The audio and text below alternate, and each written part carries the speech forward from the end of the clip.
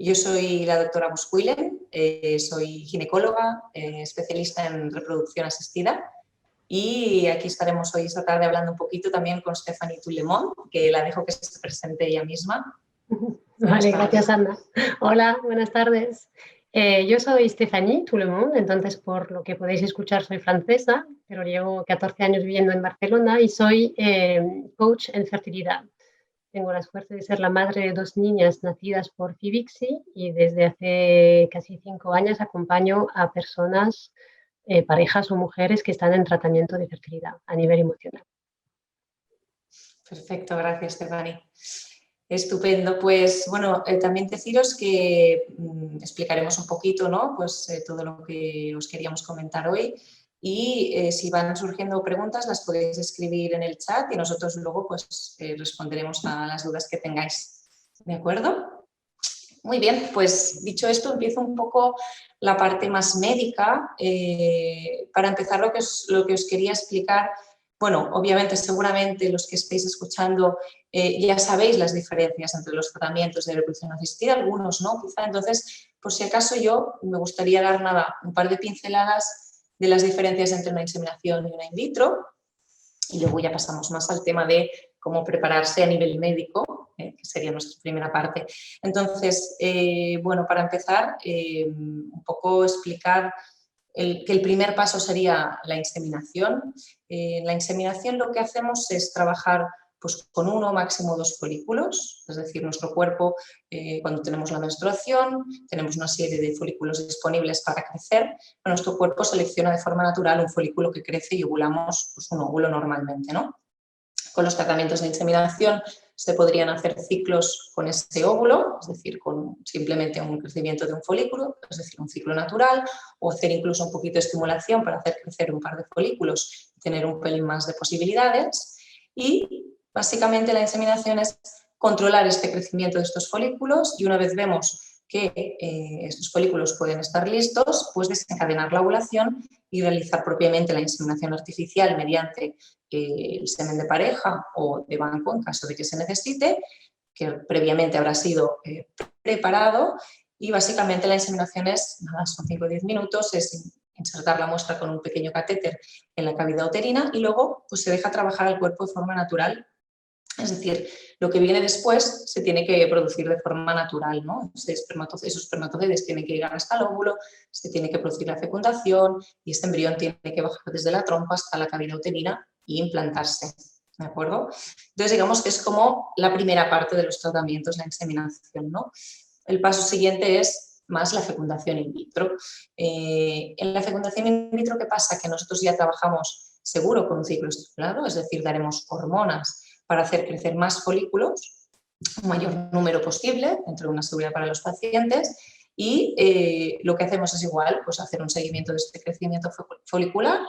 Una vez pensamos que es el momento correcto para desencadenar la ovulación, se da esta medicación para desencadenarla y 36 horas después, generalmente, es cuando se produce lo que se llama la extracción folicular, la punción folicular, en la que vamos a sacar esos ovocitos, vamos a intentar aspirar todos estos folículos, intentando recuperar el máximo número de ovocitos, y luego estos ovocitos se van a fecundar en el laboratorio con la muestra de semen que tengamos. Por tanto, por eso se llama fecundación in vitro, porque la fecundación se produce en el laboratorio, no dentro de nuestro cuerpo, y por tanto es un proceso más controlado en este sentido porque vemos qué fecundación hay y luego pues, se hace un seguimiento de los embriones durante una serie de días hasta que pueden ser transferidos dentro del útero, ¿no? Un poco estas son las dos diferencias principales entre inseminación y fecundación in vitro. La inseminación es un poquito más natural y trabajamos con menos folículos, con 1 máximo 2, y en cambio en una fecundación in vitro pues trabajamos con más folículos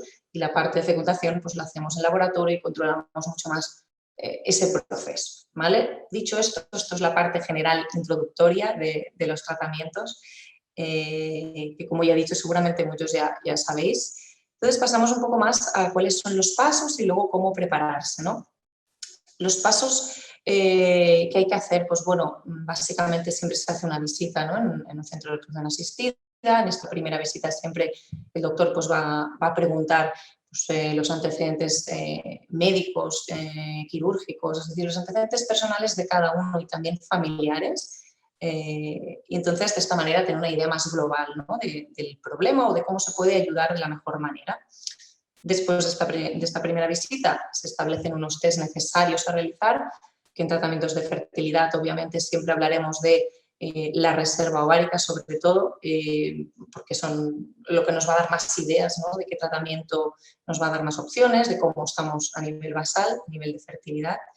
Y a partir de ahí, pues bueno, hay otros tipos de test pues, más específicos. A lo mejor si hacemos una inseminación vale la pena ver cómo están las trompas, pues hacer una histerosalpingografía, que es un test en el que se introduce un contraste y mediante la realización de radiografías pues se puede confirmar si las trompas realmente son permeables y que la cavidad sea correcta. ¿De acuerdo? Esto es un test que normalmente se pide para hacer una inseminación, pero en una in vitro no nos hace tanta falta, excepto que si se necesita por algún motivo en concreto, porque la fecundación in vitro lo que hará es fecundar en el laboratorio y por tanto las trompas no las necesitaremos, ¿vale? Y luego hay otros tipos de test que también se piden, como por ejemplo la vitamina D, la TSH, hemogramas, es decir, analíticas, citología, ecografías. Todo ello nos va a ayudar a tener una idea general de cómo está la situación. Incluso hay en estos temas de cómo prepararse previamente, pues por ejemplo, si tenemos una TSH, que es una hormona que se encarga de estimular la tiroides, si vemos que está muy elevada, pues se da un pequeño suplemento con fármaco para intentar maximizar las posibilidades de implantación del embrión. O, por ejemplo, si tenemos una vitamina D muy bajita, pues también lo mismo suplementamos con vitamina D para intentar que tengamos unas buenas tasas de implantación, porque esto puede tener repercusiones en los resultados, ¿vale? Y bueno, por último, obviamente se valorarán todos los resultados de las pruebas debidas y se indicará cómo proceder. Entonces, dicho todo esto, que es más la parte más introductoria de la tarde, yo creo, el tema del que queremos hablar un poco, ¿no? De cómo me puedo preparar a nivel médico. Un poco yo hablaría a nivel general, es decir, hay que intentar hacer una vida lo más sana posible, ¿no? Pues intentar evitar el sedentarismo, una dieta variada, equilibrada, evitar las grasas saturadas, en fin, comer un poquito de todo e intentar ser lo más sanos posibles, ¿no? Y entre ellos, pues también evitar los tóxicos, ¿no? Pues bueno, el café, el alcohol, todo esto intentar minimizarlo, el tabaco, todo ello puede tener una afectación y por tanto es importante minimizarlo todo lo que podamos. En cuanto a ejercicio, por ejemplo, pues también es importante esto, ¿no? Evitar el sedentarismo, pues un poquito de pues, moverse 3-4 veces a la semana al menos, no hablando de un ejercicio extenuante, eso no, es decir, pues un ejercicio moderado, salir a pasear y bueno, pues mover el cuerpo un poco, ¿no? Lo que se diría así más coloquialmente. Y en cuanto a la dieta, ¿qué es lo que normalmente se recomienda? Yo creo que lo más importante que tenemos que tener en cuenta es el ácido fólico, ¿no? Porque el ácido fólico es muy importante de cara a la gestación, sea por tratamientos de reproducción asistida o no, es decir, es importante de cara a un embarazo. Entonces es importante tener los depósitos bien cargados y por eso normalmente siempre recomendamos pues, tomar un suplemento de ácido fólico, un suplemento multivitamínico para tener los depósitos bien cargados, porque el ácido fólico es muy importante en la formación del sistema nervioso del bebé, en el cierre del tubo neural, toda la formación del sistema nervioso. Por tanto, es importante tener los depósitos bien cargados previamente, porque además todo este proceso se da en un momento temprano del embarazo. Entonces, es importante ya venir bien recargados previamente, ¿vale? Hay alimentos, muchos alimentos que tienen mucho ácido fólico, pues sobre todo se habla siempre de vegetales, ¿no? Los vegetales, sobre todo de hoja verde, también legumbres, cítricos, todo ello también hay alimentos de origen animal, pues el hígado, pescado azul, que también nos pueden servir para suplementar un poco, pero siempre será mejor tomar un suplemento para estar tranquilos y seguros de que tenemos los depósitos bien cargados, ¿de acuerdo? Dicho esto, también es importante saber que los vegetales tendrán mucho más fuente de ácido fólico que los alimentos de origen animal y que además es importante pues, intentar consumirlos frescos, ¿no? O al vapor, por ejemplo, también, pero evitar pues, demasiada cocción, congelar, porque eso puede afectar a la cantidad de ácido fólico que puede tener un alimento, ¿vale? Las cantidades que podamos estar consumiendo. Por otro lado, también siempre se habla de los omegas, que también son importantes, que los tenemos en el pescado azul, en frutos secos como las nueces, semillas, etcétera. También son muy importantes de cara a la salud general, de cara a un embarazo, para toda esta formación del bebé. Como ya he dicho antes, tóxicos, evitarlos al máximo posible. Y luego hay otra cosa y es el tema del peso, que a veces es complicado controlarlo, ya sea por pesos muy bajitos o pesos más elevados de lo que sería lo recomendable, porque ya sea por peso bajito o peso alto, pues puede dar problemas en los temas de la ovulación, puede dar problemas a la hora de ovular y todo eso dificulta más los tratamientos. Y también en el caso, sobre todo, de sobrepeso, obesidad, sobre todo la obesidad, se pueden encontrar problemas a la hora de realizar el tratamiento. Es decir, se ha visto que podría aumentar la tasa de aborto, el hecho de tener un peso elevado. Podría dar también, esto se ha visto, puede dar también problemas durante el embarazo, ¿no? Pues problemas de hipertensión del embarazo, diabetes gestacional en el embarazo, puede hacer que el parto sea un poco más complicado, es decir, dificulta un pelín más todo el proceso general, ¿no? de fertilidad. Entonces siempre se recomienda intentar controlar al máximo esto. Entonces, sabiendo que esto no es fácil, también vale la pena a veces acudir a un nutricionista, a un coach que nos pueda ayudar. Pues sabemos que no es fácil a veces, ¿no? Estas partes de controlar el peso, ¿no? Y así como último puntito, a veces se habla de pues, suplementos de fertilidad, cosas que nos pueden ayudar. Se suelen dar. Sí que es cierto que hay muchas cosas que pueden ayudar, lo que pues cuesta encontrar, ¿no? Una evidencia muy clara que nos diga que vas a mejorar muchísimo la calidad de los óvulos si tomas pues, enzima CoQ10. Si tomas melatonina, sabemos que pueden ayudar, pues que son, por ejemplo, la melatonina es un antioxidante potente que puede ayudar, la coenzima Q10 puede ayudar también, pero digamos que todo esto ya se plantea pues en casos ya más específicos. Así que yo creo que a nivel general lo importante es pensar siempre en el ácido fólico y en una dieta variada, un poquito de ejercicio, evitar tóxicos, es decir, en general, ¿no? Una vida sana, ¿no? Dentro de lo posible. Y un poco esta sería la parte, yo creo, médica, y creo que ahora Stephanie nos va a presentar su parte a nivel emocional, que también es muy importante conseguir controlar esto, ¿no? Que a veces es difícil. Sí, sí, sí, es verdad. Gracias, Ana, ha sido súper interesante. La parte emocional, ahora yo voy a compartir una pequeña presentación porque siempre me ayuda a tener un poco de, de apoyo visual. Vale, ya está. Entonces, como decía la doctora, es verdad que es un proceso emocional complicado, es decir, es un proceso que está ultra medicalizado y la parte emocional a veces la olvidamos un poco, pero sí que es muy importante porque al final cuando estamos intentando tener un bebé o crear una familia, nos está tocando en nuestra parte más íntima, más animal casi, ¿no? Que es la reproducción. Y sí que hay una parte emocional que es muy, muy difícil de vivir a veces. Entonces, siempre hablamos de las montañas rusas, ¿no?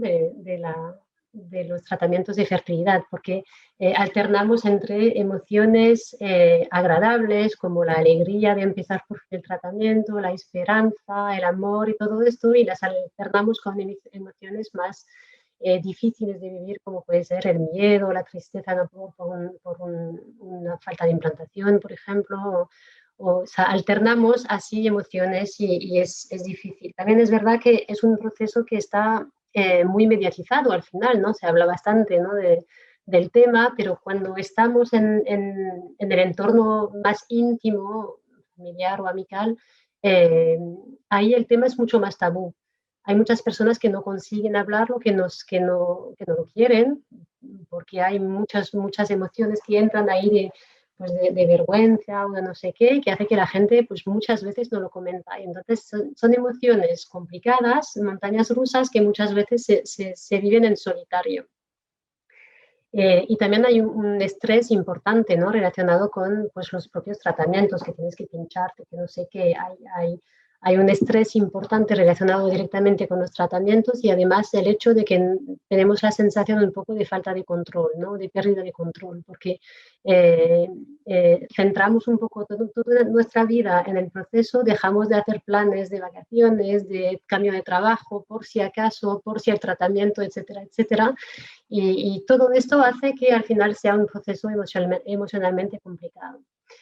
Yo siempre me gusta esta frase, que es que la vida no es esperar que la tormenta pase, sino es aprender a bailar bajo la lluvia. Y es un poco lo que yo siempre digo, ¿no? Que no eliges las situaciones que vives, porque, y esta obviamente si pudiéramos elegir no la elegiríamos, pero podemos hacer cosas para vivirlo de manera diferente. Y entonces yo creo que aquí es la clave que pongo aquí, ¿no? Que hay muchas cosas que no están en nuestro control, ¿vale? La parte médica no está en nuestro control. Lo que no está en nuestro control es vivirlo de manera pues, más positiva o más serena. Y aquí es donde puede ayudar bueno, pedir ayuda a alguien. Entonces, los consejos que yo daría para prepararse, porque como es un proceso emocionalmente complicado que no sabemos cuánto tiempo va a durar, cuanto más preparadas estamos, pues mejor lo abordamos.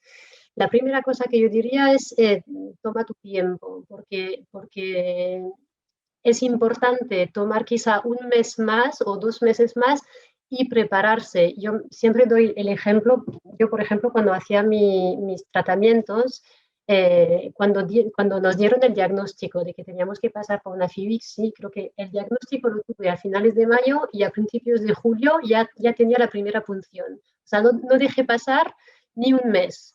Y abordé el tratamiento de manera súper estresada porque todavía no había digerido esto, ¿no? De la noticia y todo esto. Entonces yo creo que es importante, no digo de tomar un año, ¿vale? Porque igual no lo tienes, pero tomarte un mes o 2 meses para prepararte tanto físicamente como emocionalmente puede cambiarlo mucho, porque hay un momento en que necesitamos también procesar todas esas emociones y digerirlas. La segunda cosa que siempre digo es acepta tus emociones. Al final, siempre nos sentimos un poco culpables en tratamientos de fertilidad, aunque no sea nuestra culpa, porque obviamente, otra vez, si pudiéramos hacer de otra manera, lo haríamos. Pero sí que hay muchas emociones que entran. Siempre doy la imagen, ¿no? De que si pones una tapa en una sartén, a ver cómo se dice, ya me faltan las palabras en español, pero cuando pones agua a hervir, ¿vale? Si pones una tapa por encima, no deja que el agua hierva, al contrario, sigue hirviendo, siguen haciendo burbujas y lo que pasa es que la presión se acumula y al final ¡pum!, explota en el peor momento. Pues es un poco igual con las emociones. Nosotros estamos llenas de emociones cuando estamos haciendo estos tratamientos. Si decimos siempre, no, yo estoy bien, no hay problema, ya sigo mi vida y como, ¿sabes? Como en 4x4, no, voy adelante.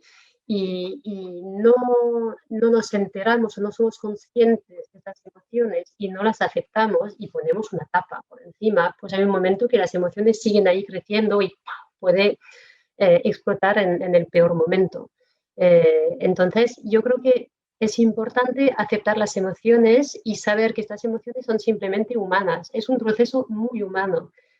Nos toca en nuestra parte más íntima. Entonces, sentir tristeza, sentir enfado, una sensación de injusticia, incluso tener celos con una amiga cuando te anuncia que está embarazada, incluso esto, todo es buena noticia, significa que somos seres humanos y que estas emociones las vivimos porque son procesos difíciles. Entonces, estas emociones son normales y es muy importante aceptarla. Y cuando digo aceptarla, es más, es identificarlas y es ser consciente y decirnos a nosotras mismas, pues sí, soy triste o estoy enfadada o me puse muy triste cuando esta amiga me dijo que estaba embarazada, porque todo esto al final lo estás sintiendo y es una consecuencia de pensamientos que tienes. Entonces, ser consciente de estas emociones, ser consciente de estos pensamientos es una primer paso para vivirlo mejor.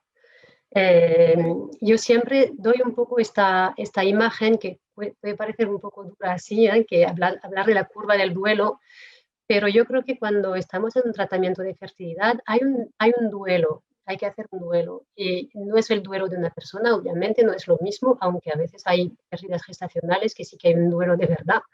Pero el duelo de nuestra visión de la maternidad, el duelo del romanticismo, de este ideal que tenemos, y es importante poder hacer este duelo y tomarse el tiempo, como decía al principio. Y como en cualquier duelo, pues hay varias etapas.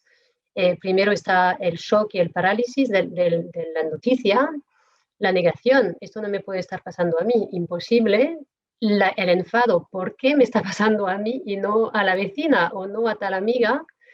El miedo también por no conseguirlo, la tristeza. Y luego, pues estas son como unas fases imprescindibles en cada proceso para luego llegar finalmente a la aceptación, el perdón al universo, a sí misma, etcétera, y a la serenidad. Perdona que tenía unas animaciones un poco raras. Pero un poco esto, yo creo que estas cosas, y por eso decía tomar el tiempo al principio, porque pasar por la negación, el enfado, el miedo, la tristeza, en este orden o en otro, pero básicamente pasamos por todas estas emociones, es importante tomar el tiempo de hacerlo, de procesarlo, de aceptarlo, y a partir de aquí ya se puede empezar a entrar en la segunda parte de la curva. Entonces, para esto, yo recomiendo un pequeño ejercicio porque el coaching es muy práctico. En coaching no vamos a analizar emociones ni nada, pero sí que vamos a ser muy prácticos. Entonces, lo que recomiendo es hacer un pequeño diario emocional. Es decir, cada vez que sientes una emoción fuerte, que sea positiva o más desagradable, escribirlo en un cuaderno pequeño que puedes dedicar a esto, que seguramente todas tenemos uno, y escribir, por ejemplo, enfado. Y luego escribir a partir de aquí cuál fue la situación que pasó exactamente a nivel muy objetivo. ¿Qué pasó? El médico me dijo esto y ese es el hecho muy factual, ¿no? De pasó esto. Luego, ¿qué es el pensamiento que tuve en este momento y que desencadenó esta emoción? Y a nivel físico, también a nivel corporal, ¿qué me pasó? ¿Cómo se expresó esta emoción? No sé si tenía pues igual un poco de calor o al contrario de frío, una presión aquí o en el estómago o en el corazón o cosas así. ¿Vale? Entonces, yo creo que esta es un poco una higiene emocional, ¿no? De cada vez que sentimos una emoción un poco fuerte, que sea en positivo o en negativo, el positivo también cuenta.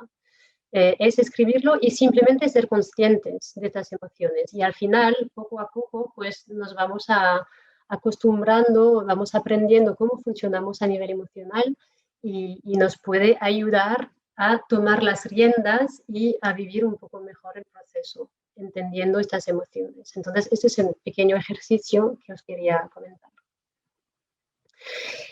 Luego, a nivel emocional también es súper importante tener la información. Yo creo que como tenemos la sensación de no tener el control, es muy importante informarse. Y cuando digo informarse es preguntar al médico todo lo que necesitas saber. Yo siempre recomiendo hacer una pequeña lista escrita antes de la consulta con todas las dudas y todas las preguntas, porque a veces con la emoción de la consulta, todo el montón de información que nos da el médico, se nos pasan cosas, volvemos a casa y, ay, quería preguntar esto al médico y ahora no lo veo hasta dentro de no sé cuánto tiempo. Entonces, haces una pequeña lista y realmente no dudar en preguntar todo, aunque hay que a veces ser pesada o aunque la pregunta puede parecer muy tonta o ridícula, pero no lo es. Porque si la pregunta significa que tienes una duda, por muy pequeña que sea, eso es muy importante que aclaremos estas dudas, porque así genera estrés, genera ansiedad, enfado, etcétera, etcétera, etcétera. Entonces ya tenemos una carga emocional fuerte, podemos bajarla un poco con esto.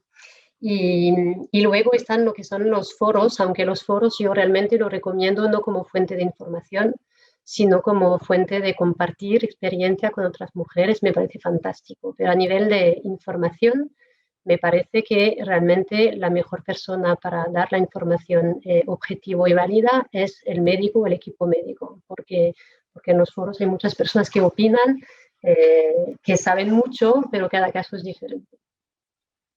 Pero bueno, información para mí es muy importante, no tener dudas de cualquier cosa. Y aunque hay que ser pesadas a veces con el médico, con la enfermera, con la coordinadora, pero realmente no quedarse con dudas.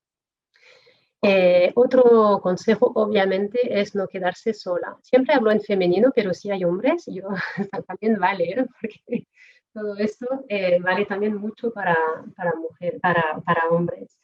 No te quedes sola porque es un proceso que es complicado y necesitamos el apoyo de algunas personas. Entonces, muchas veces el entorno, a veces, no muchas veces, pero a veces el entorno no sabe muy bien cómo reaccionar y cómo ayudarnos y puede hacer comentarios que que parecen un poco torpes a veces, de relájate y ya vendrá. O cosas así, que esos comentarios que todos hemos escuchado y que nos hacen más daño que tranquilizadoras.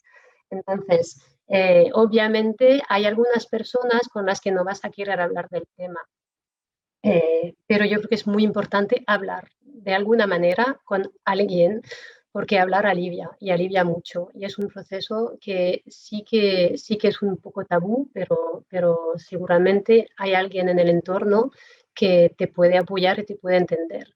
Y a veces también hay que dejar un poco la idea de que la mejor persona para apoyarte es la mejor amiga o la madre o la hermana. A veces estas personas que son en el círculo muy íntimo, eh, pues se preocupan mucho por ti, pero igual no tienen, no sé, las herramientas, el conocimiento o la distancia para ayudarte. Entonces, muchas veces la ayuda o el apoyo puede venir de otra persona, puede venir de una compañera de trabajo que conoce un poco el tema y que seguramente pues igual te podrá dar un apoyo que también será muy valioso. Entonces, la idea es, lo que quiero decir es, aunque en el entorno inmediato no te ayuda o no hay personas con las que realmente puedes desahogarte, seguramente hay abriendo un poco el entorno. Y si no, existen asociaciones. Yo trabajo en una asociación que se llama SHIOK, en la que ponemos en contacto en personas que están en tratamientos similares. Y yo creo que eso es muy importante, ¿no? Hablar con alguien que está viviendo lo mismo es de mucho valor, porque esta persona o alguien que lo ha vivido o lo está viviendo, porque esta persona te entiende mejor que nadie de haber vivido lo mismo o saber de las dudas, o sea, estas pequeñas dudas de que me queda una gotita en el fondo del frasco, ¿qué hago? Y todo esto, estas personas lo han vivido y saben lo que es y saben la ansiedad que puede provocar esta gotita súper pequeña, que cualquier otra persona te diría, vamos, que no es nada, es una gotita, pero tú sabes la duda que representa y la ansiedad que te puede procurar. Entonces, esto también es importante. Y yo creo que a los familiares, al entorno inmediato, también puede ayudar pensar un poco con antelación con quién quieres hablar del tema, con quién debes hablar del tema. Igual un jefe, por ejemplo, tendrás que decírselo por temas logísticos, de tienes una ecografía o tienes que estar fuera para una punción, etcétera, etcétera. Pero pensar un poco a quién debo decirlo, porque no tengo otra opción de decirlo, a quién quiero decirlo y qué espero de esta persona. ¿Qué espero? Si espero que me tranquilice, que espero que al contrario no hable del tema y me haga salir y divertirme, y etcétera, etcétera. O alguien que me haga muchas preguntas y que me acompañe realmente, que sea muy presente, o al contrario, que sea como más discreto y simplemente pendiente de mí. Eso es muy importante también, porque muchas veces el entorno, cuando no sabe cómo reaccionar, es que no tiene las claves. Y a veces las claves las puedes dar tú, diciendo a una persona, mira, te comento el tema porque ya es demasiado para mí y necesito que lo sepas. Pero no quiero que me preguntes porque si me vas a preguntar cada semana me voy a poner nerviosa. Yo creo que a la persona le haces un favor al final, decirle exactamente qué es lo que esperas de esta persona, le haces un favor porque sabrá cómo ayudarte. Y entonces yo creo que la primera etapa es pensar en qué voy a decir a quién y qué espero de la persona. Y además, si sé que esta persona no me puede dar lo que espero, pues entonces igual me callo y no digo nada. Pero si me lo puede dar y si yo se lo comento, entonces yo recibiré lo que quiero y la persona estará agradecida porque sabrá cómo ayudarte y estará como mucho más tranquila de saber que te está ayudando. Entonces este era un tema importante también. Y la última cosa, aquí hablé mucho de preparación emocional, no voy a hablar mucho de la preparación física porque la doctora lo comentó mucho, pero yo creo que aquí la palabra clave es cuídate. Obviamente hay muchas cosas que podemos hacer. Ya hemos hablado de suplementos, de alimentación, de ejercicio físico, etcétera, etcétera.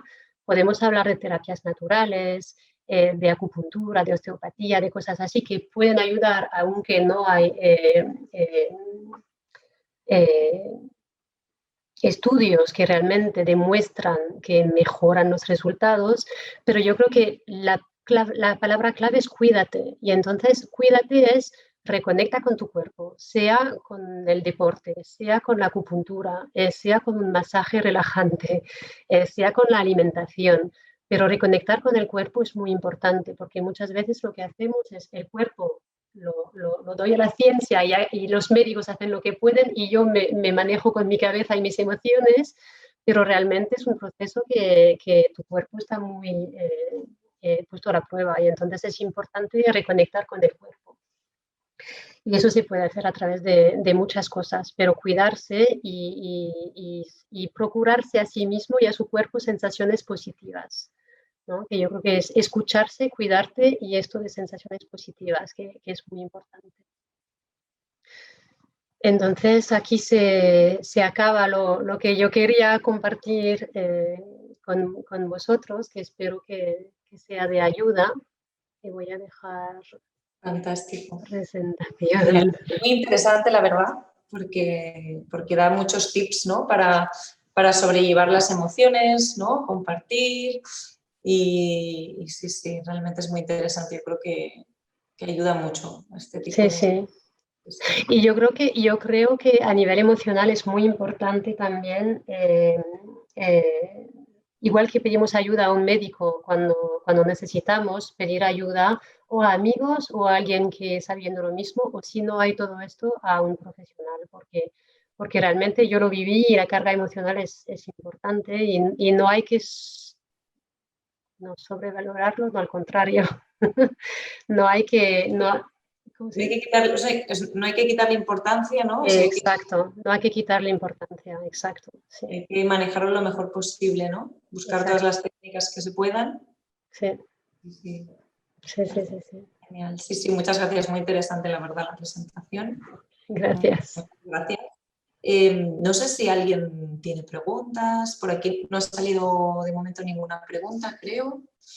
De todos modos, obviamente nos podréis contar en nuestra web o si Estefanía, tú también has dejado, me parece, tus datos también en la presentación, ¿verdad? Sí, los puse muy rápido en la presentación, pero si no, en la clínica los podrán dar a quien las necesite. Perfecto, perfecto. Entonces, nada, para cualquier cosa, ¿no? Aquí estamos para preguntas, para lo que necesitéis. Sí, sí.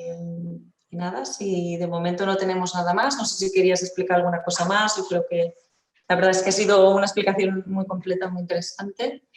Y bueno, ya iremos haciendo más, Iremos haciendo. para ir Sí, explicando. tanto.